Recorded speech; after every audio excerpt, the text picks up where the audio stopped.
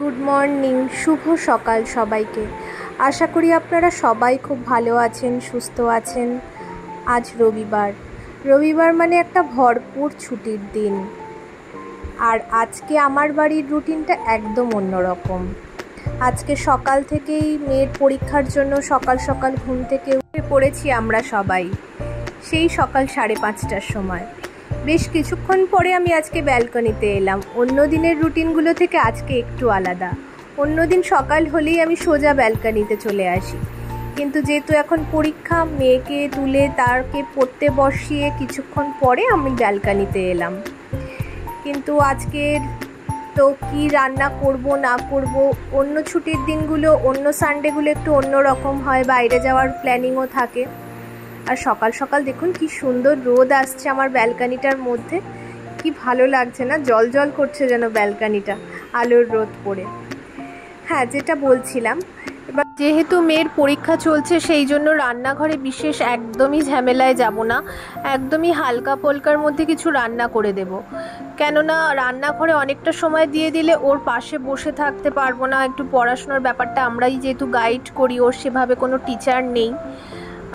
2-1টা teacher রয়েছে, English আর computer ছাড়া অন্য সাবজেক্টগুলোর তো টিচার নেই, সেই জন্য আমাদেরই একটু গাইড করে দিতে হয়। সকালবেলা উঠে মর্নিংয়ের টিটাও দরকার হয়, তাই চাটা খেয়ে নিয়ে এখন একটু বারান্দায় পাখিগুলোকে খেতে দিয়ে আমি আবার ঘরে চলে যাব, ওর পাশে গিয়ে বসবো। ওরাও অপেক্ষা করে কতক্ষণে বারান্দায় আসবো, ওদের একটু কিছু খেতে দেব। সেই জন্য এই কাজটাও আমার কাছে ভীষণ ইম্পর্টেন্ট হয়ে দাঁড়িয়েছে এখন।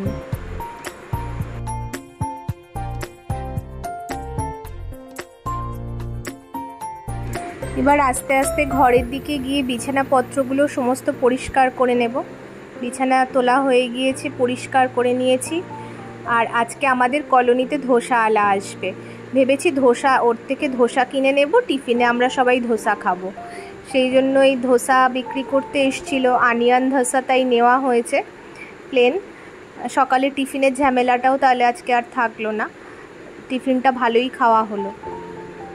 আমাদের বাড়িতে সবাই আমরা ধোসা খেতে ভীষণ ভালোবাসি, সেই জন্য মাঝে মধ্যে এই ধরনের টিফিন হলে মন্দ হয় না, ব্রেকফাস্টটা ভালোই হয়। খাওয়া দাওয়ার সঙ্গে পড়াশুনোটাও সমানভাবে চলছে। কালকে ওর জিওগ্রাফি পরীক্ষা, সেই জন্য ও পড়াশুনো করছে। আর আমি একটু ফাঁক বুঝে রান্নাঘরে এসে একটু মাছের ঝোল, ডিম সিদ্ধ বসিয়ে দিলাম। আমি একটু ভেটকি মাছ দিয়ে কচুরমুখী দিয়ে ঝোল করছি। ফ্রিজে কয়েকটা পিস ভেটকি মাছের টুকরো পড়েছিল, তার মধ্যে 2টো মাথাও আছে, আবার একটা সাথে লেজা, সেইগুলো দিয়েই কচুরমুখী দিয়ে ঝোল বসিয়ে দিয়েছি। আর কালকে একটা অদ্ভুত ব্যাপার হয়েছে, রাকেশ যখন সবজি বাজার করতে গেছে কাঁচা লঙ্কা আনতেই ভুলে গেছে, যার জন্য মাছের ঝোল আজ কাঁচা লঙ্কা ছাড়া শুকনো লঙ্কা ফোড়ন দিয়ে। ঠিক আছে, যা আছে তাতেই কাজ চালাতে হবে, কিছু তো অপশান নেই আর হাতে।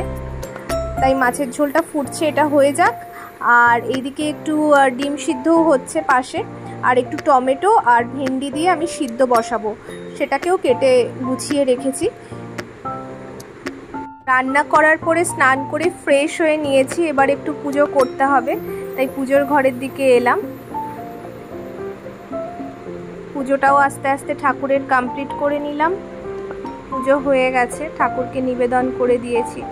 আর যে নতুন থালাগুলো কদিন আগে কিনেছি, ওতে খেতে দিতে ঠাকুরকে ভালোই লাগছে, একদম চকচক করছে, কি দেখতে ভালো লাগছে না থালাগুলো। এবার আমরাও তাড়াতাড়ি লাঞ্চ কমপ্লিট করে নেব, কেননা একটু মেয়েটাকে শোয়াতে হবে, একটু রেস্টেরও প্রয়োজন আছে, কেননা রাতের বেলায় আবার পড়তে হবে।